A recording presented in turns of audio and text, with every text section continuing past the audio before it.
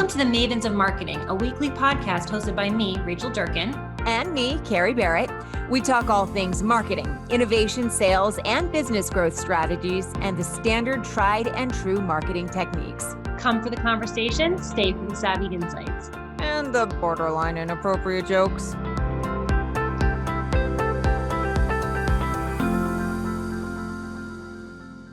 We'll get this next episode of the Mavens of Marketing rolling. I, of course, am Kerry Barrett, owner-founder of Kerry Barrett Consulting. I help my clients expand their visibility and scale their credibility through the use of video in both the media and the online world. And my lovely, fabulous, and talented co-host, Rachel Durkan. How are you? I'm good. Hello. As you all know, if you've listened before, I am Rachel Durkan. My company is Paradigm Marketing and Design. We are a web branding and marketing agency that serves clients mostly in the professional service area with a complex sale or the nonprofit sector. And today, as you can see, I'm in a new environment. I had to steal my husband's office because we're getting our roof done. It's very loud upstairs. And I was just telling the group that I am finding the weirdest things everywhere. This is the only room in the house that I don't come into regularly. And now I know why. Because you officially know why. And also there's things I've been looking for weeks that I am finding. And I'll say, do you know where this is? And my husband will be like, no, I haven't seen it. And now it's sure enough, it's at his desk. Of course he hasn't seen it because he hasn't been looking for it. You don't know how that works. And our fabulous guest today is the lovely and talented as well, Kelly Hoey. Kelly, it's so good to have you here. I've been looking forward to this episode ever since we scheduled it months ago. Yeah, I'm saying I am thrilled to be here and it's great to see you both.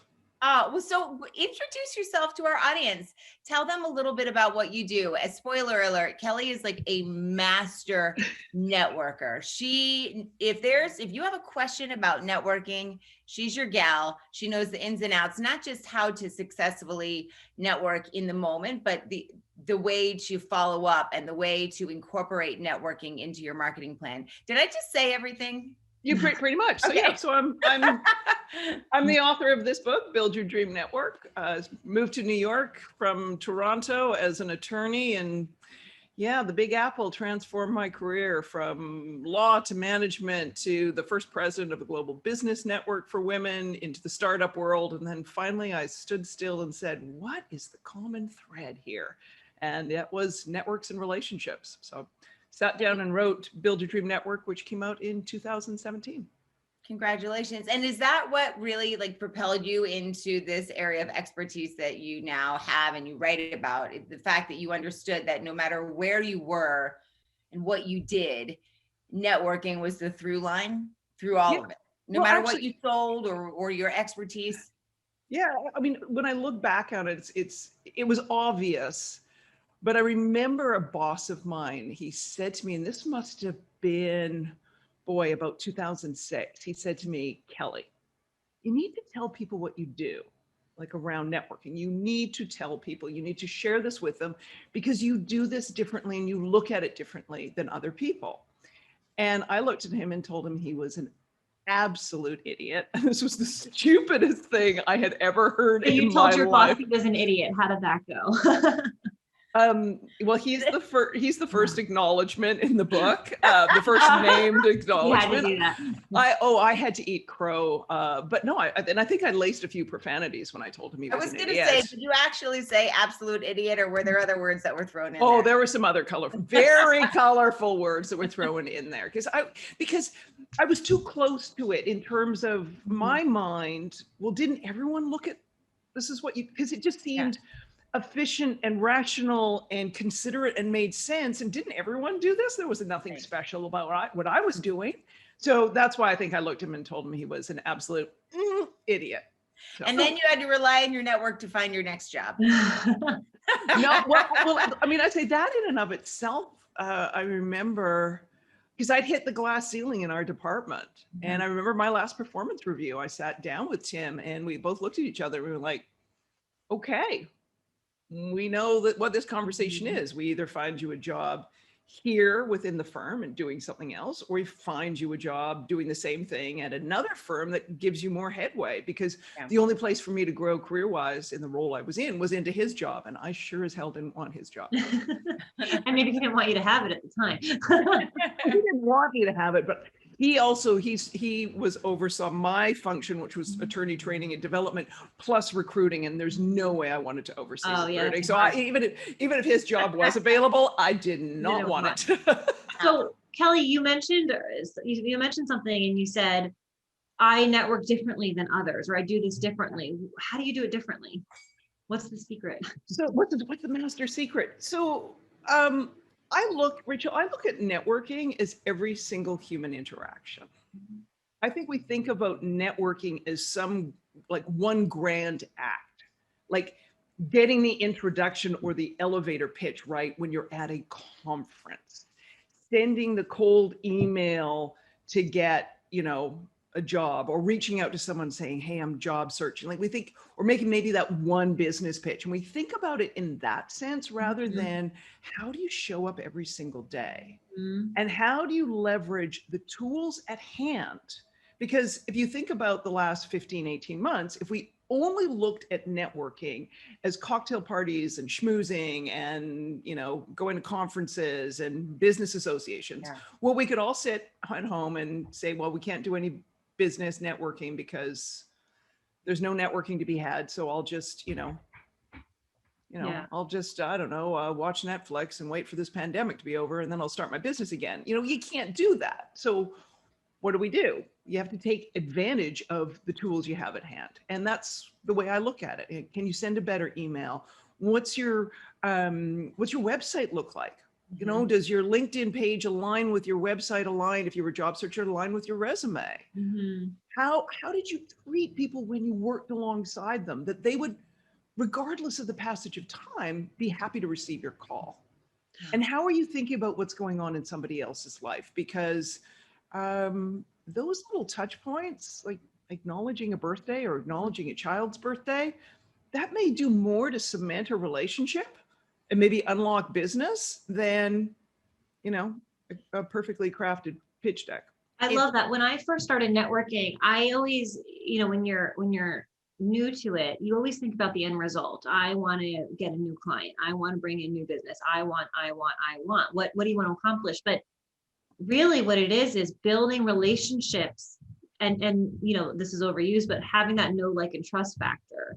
And I have found after 15 years of doing this that 20% of my network brings me 80% of my leads, but I work that part of the network hard and because I want to, because I like those people. I don't network and continue to do business with people I don't like anymore, because I want it to be easy to build a relationship with somebody.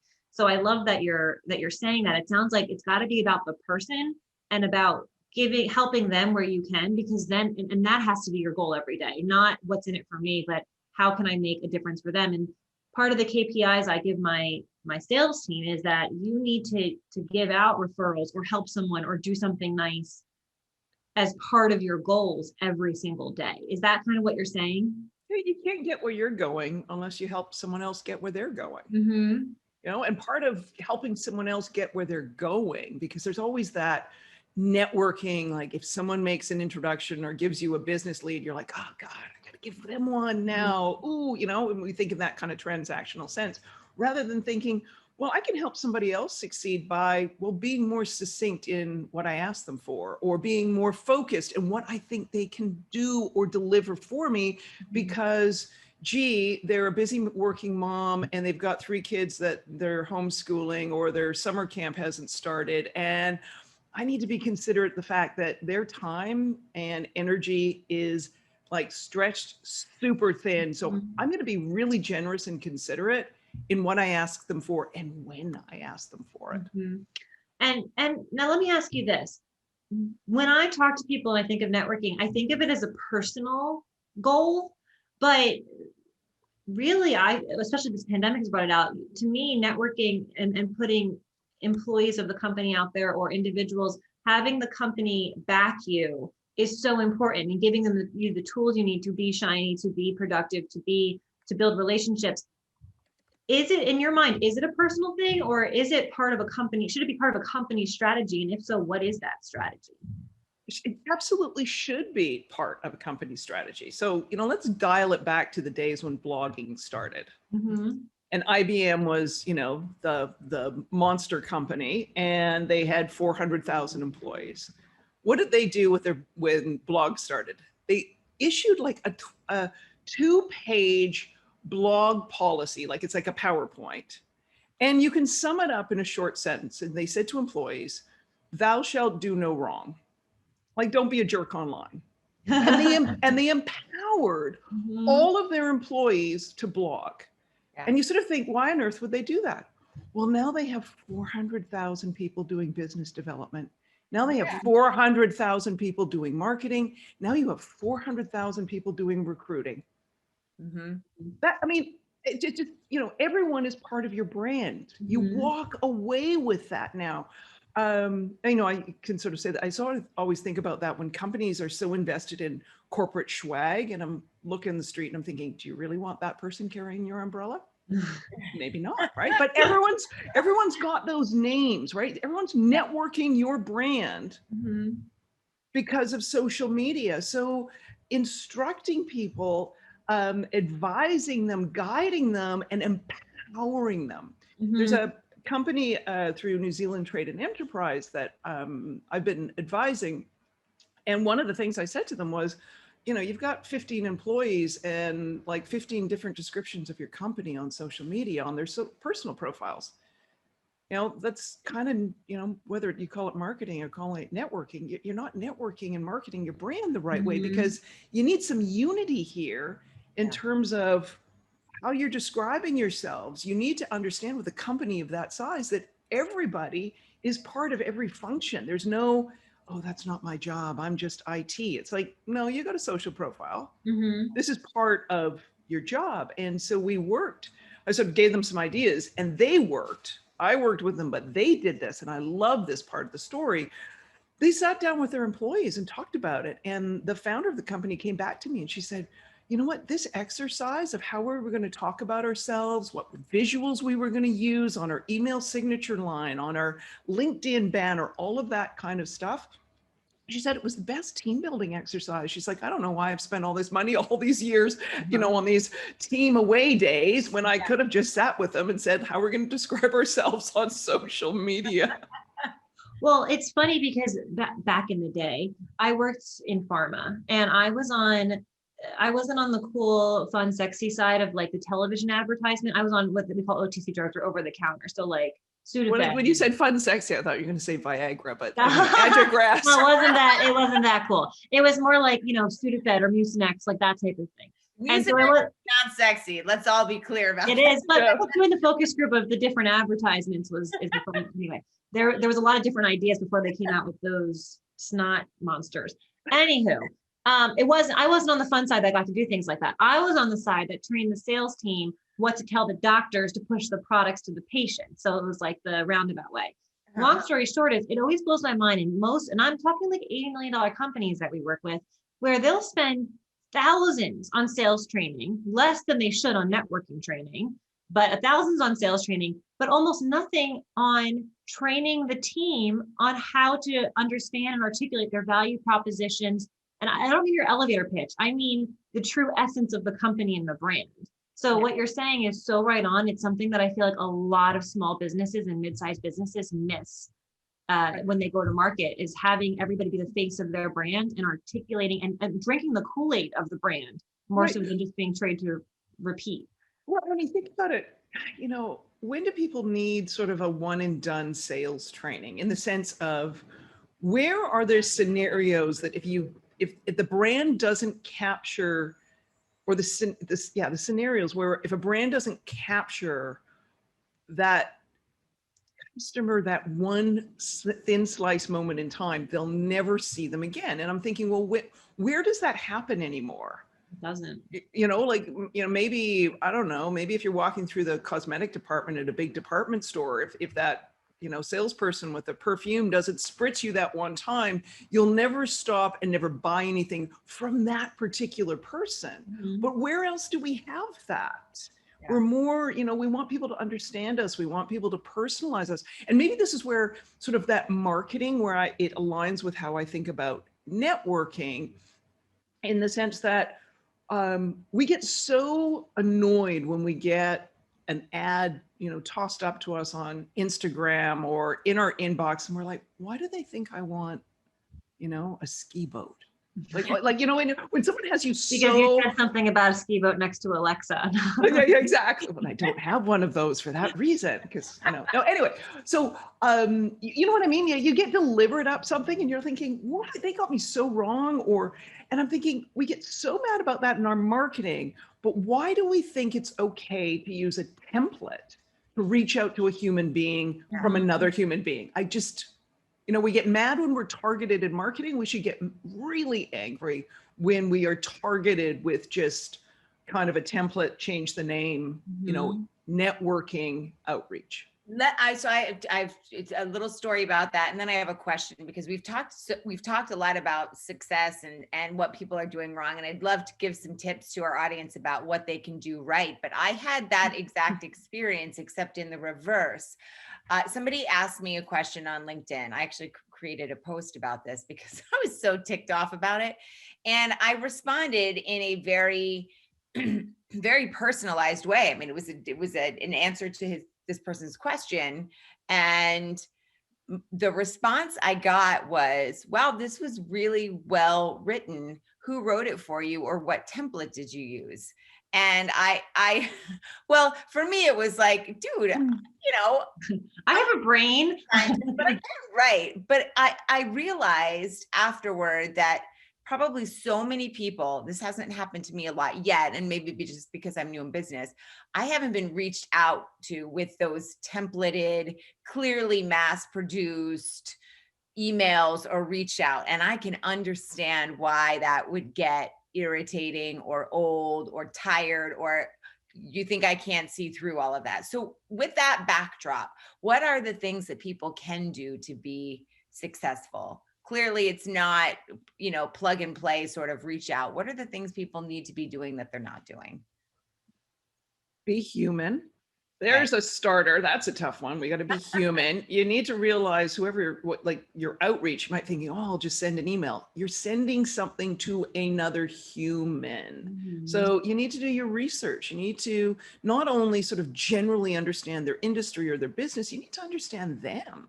Yeah. I mean, and the good news is we leave lots of little bits of information about ourselves all over the internet. Yeah. So do your research and then focus and personalize and say up front what you need. Maybe, Kerry and Rachel, maybe it's, as I said, I've moved here from Toronto. I'm now the sanctimonious Canadian crossed with a New Yorker. I'm just get to the point, but also show me when you get to the point that you've got the understanding about what I need behind it.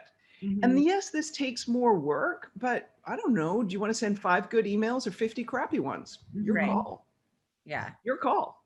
And I just think that absolute transparency, particularly when you're reaching out to people I also think it's so important to go deeper. I think that a lot of the strategies now is like cold call lists and email lists and LinkedIn outreach. You're doing, it's like you'd send out 1,000, you get 1 conversion. It's so important to go.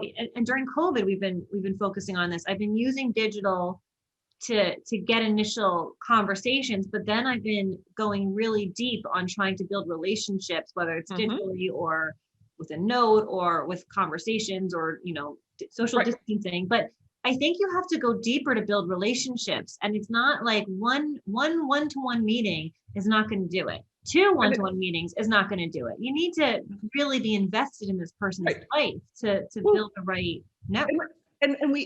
We've got more information, so we don't have to guess anymore. Yeah. But also too, when someone doesn't have a lot of information online, you can sit back and think, all right, what does this tell me about that person?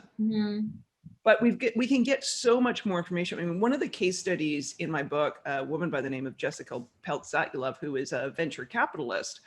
I mean, it's her story of how she did cold outreach, moving to New York and not knowing anyone and looking for a job in, sort of the year or two after, kind of the aftermath of 9/11. And so as you'll recall, job market kind of sucked back then.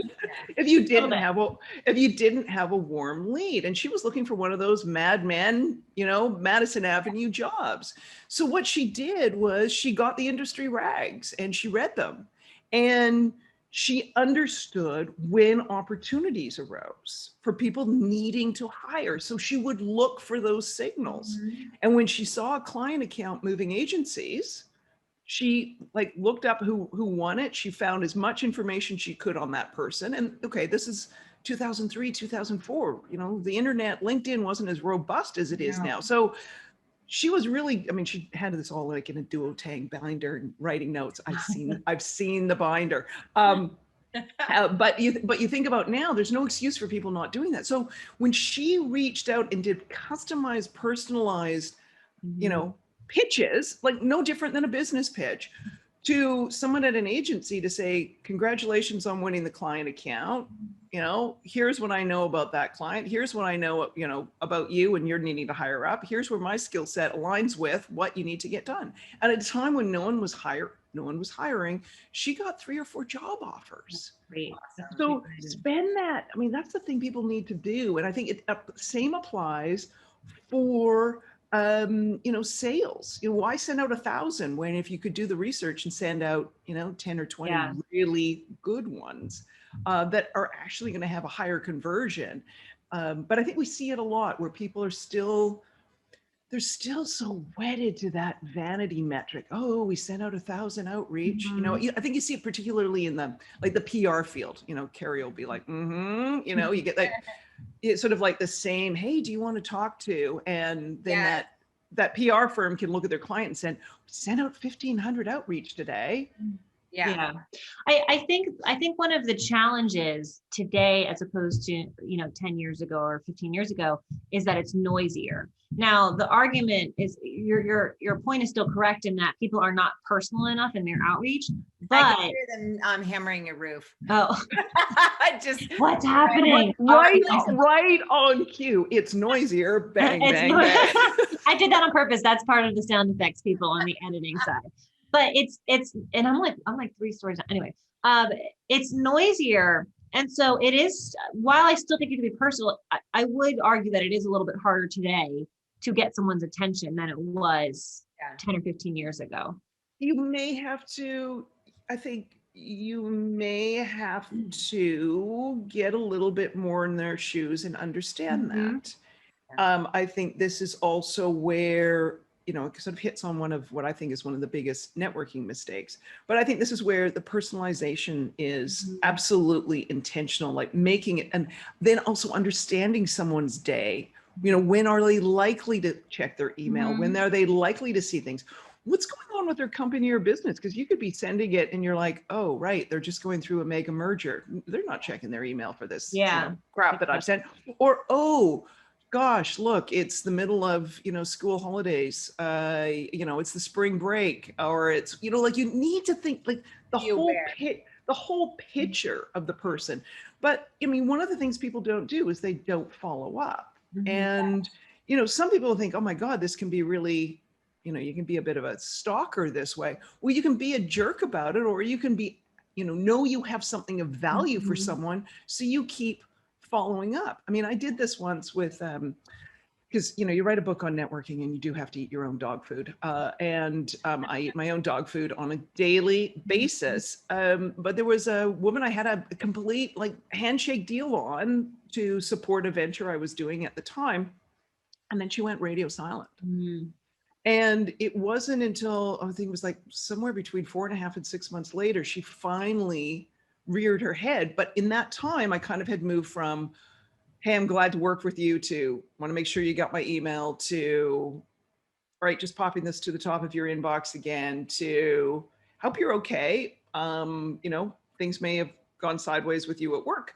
Here's what I'm doing. And, just kept her informed after that. And she finally reared her head. The company had gone through a restructuring and it had affected her both sort of mentally and her position. And she just wasn't in a capacity to deal with this. And her stress response was, I'm going to hide under my desk and pretend these emails aren't in my inbox. Yeah. So it's funny I still think of this day. I had somebody send me a puzzle box and there was a $50 bill in it. And it was a written note about my business and, you know, how we work and, you know, our culture, which they can get online, you know, most of it. And then they said something, you know, punny about how getting money out of your business is like a puzzle box. And if I call them for a consult, they'll tell me how to open it. I thought that was I'm sure they weren't sending 1,000 of those out because $50 times 1,000 is a lot. But I thought that was a very clever way to grab someone's attention and be very personal. And then they kept the follow-up strategy. So I was impressed with the outreach. But you also have to know that you know, like, but of the number that they sent out, how many hit you and like someone like you, and you were like, this is really smart. And other people are like, oh, for the love of, like, you know, like, I mean, a free $50, I'll go get a hammer and get that box out. I was impressed. Yeah. So, but it's also knowing your target audience and knowing like, you know, I bet this person, you know, I've looked at their website, I've looked at their work, I look at the kind of thing, I bet they'll appreciate this. Whereas I still think to this day, a friend who used to be, the head of special events for the Canadian Football League. And she still would tell the story of, as she would say, the idiot who sent her a resume written on a football. She's like, no. Don't be no, this got my attention in the wrong way. Like, you are not getting an interview. Like, someone sent one once in a shoe. It was a used shoe. She's like, I didn't even look at the resume. I was in the trash. So sometimes you're like, I'm going to get their attention. It's like, no. What do they really? Yeah, like, but where do you need to be imaginative? And I think right now, you know, get back to your point of like things being so cluttered and noisy, the more you are really like, if I was the other person, what would I want to receive? What would be helpful and meaningful to me? What would make my life better? Is this, and I always say to people, like, send the communication you would want to receive. And if you wouldn't want to receive that, don't send it. Yeah, you make a really good point. So with that said, we're coming up on time, and I want to ask you the question we always ask our guests. It's been amazing talking to you. I'd love to have you back. I feel like there's a lot more that we could dive into.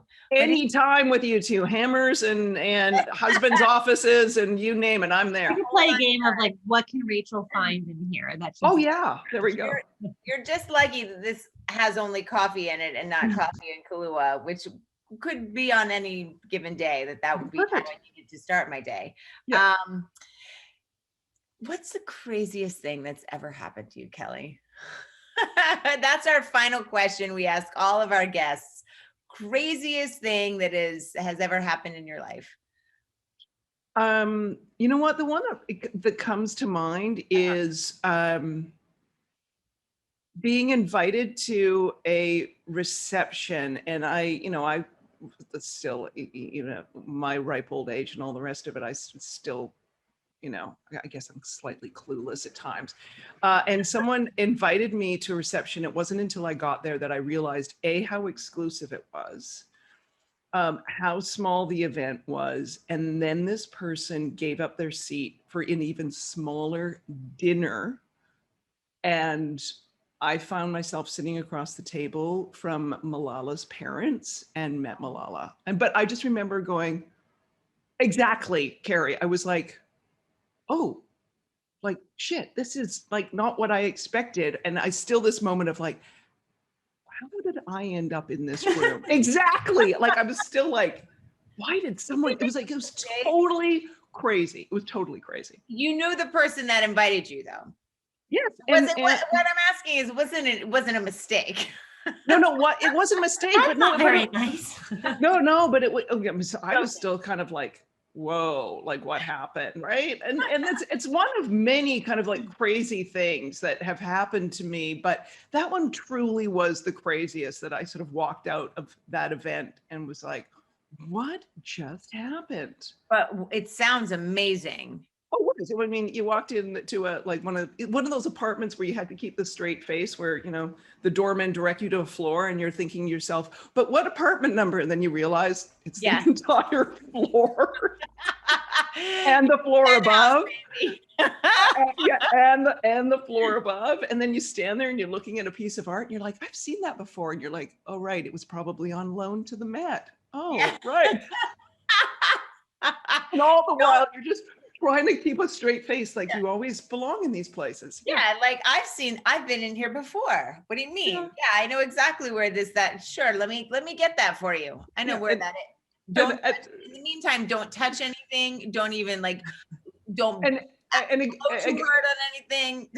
Just everything about it was great. And I thought for the dinner, when I sat down, because there was some students there, because a number of students had been invited to meet Malala. So there was, these 14, 15, 16-year-old girls. And I sat down and several of them were at the table I was at. So I was thinking, amen, a reprieve. I'm at the kids' table.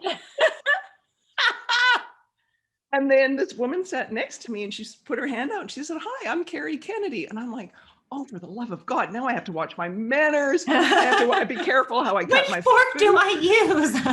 But thankfully, my mother had been through a horrible situation in her teenage years, so she made sure we knew how to use all that kind of stuff. And then Malala's parents sat down across from me and I'm like, what is going on here? I have to ask you, what was Malala like? My daughter just finished reading her book for her reading challenge in 4th grade. And I'm familiar with her story from news, but I can't imagine meeting her. Oh, she's an absolutely, she's so lovely. And you sort of meet her and she's not overpowering, but there is this strength. Yeah. I actually spent a lot of time talking to her father. It was very funny because of course Malala was the star. So everyone was talking to Malala and I'm like, well, there's mom and dad standing by themselves. Yeah. I'm gonna go talk to them. So I've spent, and hearing the family story, this is not in any way to take away from Malala's strength and determination, but when you meet her parents and in particularly her father, if I can just tell the story for a second. Yeah. Their first child was stillborn and was a girl, and the families, the extended family, celebrated because good, who wants a girl, right? Second pregnancy, this is with Malala. Malala's born. The family has all gathered. They have a family tree. This document is 400 years of the family, and then you bring it to the births and you roll it out, right? And they're ready to write in because they were sure that this was going to be a boy. They're ready to write in the name. And they come out and announce it's a girl and it's Malala. And whoever's in charge of the family tree starts to roll it up because we only write the boys' names down. And Malala's father went over and put his hand down, rolled this out again, and wrote in her name. It gave me the chill. I know. So she is, I want to say, what even words can use to describe her, but the quiet strength and support and vision of her parents, and particularly her father. And you think about why people succeed in what they do, and what's your support network, and having that, I want to say that cultural kind of redefining at home, I think makes a difference in terms of how far you can succeed and fly. Yeah. I am so glad that you shared that with us. Yeah, she's got this quiet, grace, strength, presence. None of those words seem adequate, but aside from being internal, it was, she was taught as well, and I'm glad you shared that because it's clear, although her father went against what the cultural norms were, that was not how he was going to live his life. And that's not what he was going to teach his daughter nor his family. It's just, right. Yeah, she's a remarkable person. And I'm so glad that you got the chance to sit across from her parents and chat with them and share with us. Thank you. There's a few other stories I can think of, but we'll save that for a future interview. You can ask me the same question again. And we will. And I want to hear your next story. All right, done. Kelly, thank you so much. It was wonderful to talk with you. And thank you to our audience as well for joining us for this episode of the Mavens of Marketing. We'll see you back here next week, same time, same place. Bye. It's a teaser. As a video marketer, I always say to my clients, there's no such thing as bad video. It's off video. It's either good or it's off. And one of the reasons video gets turned off is because it's boring. There's too much good content out there. There's too much personality driven content out there that people aren't going to stick around for. Boring. But how do you use personality marketing? What does it encompass? How do you make sure the words and the visuals and the videos and the planning and the messaging is not only appropriate for your business, but also ties your personality into it? Coming up on the next episode of the Mavens of Marketing, we are talking to Danielle Hughes, and she is the Chief Personality Officer of More Than Words Copy. And she has a whole slew of gems that she's going to be dropping on you. That's coming up on the next episode of the Mavens of Marketing.